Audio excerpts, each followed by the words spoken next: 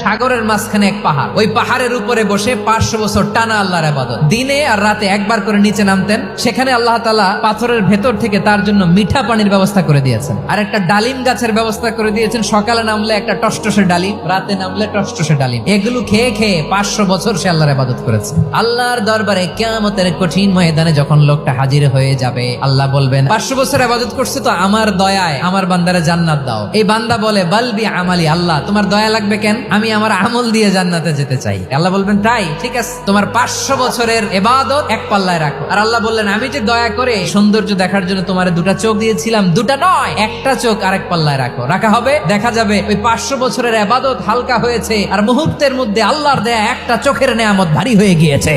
ফলাফল দেখো, হিসাব বলে তুমি এখন জাহান্নামে যাবা, যাও এবার জাহান্নামে যাও। এবার লোকটা কাচুমাচু করে বলে আল্লাহ এবার আমি বুঝতে পেরেছি তোমার দয়া ছাড়া দুনিয়ায় কেউ জান্নাতে যেতে পারবে না।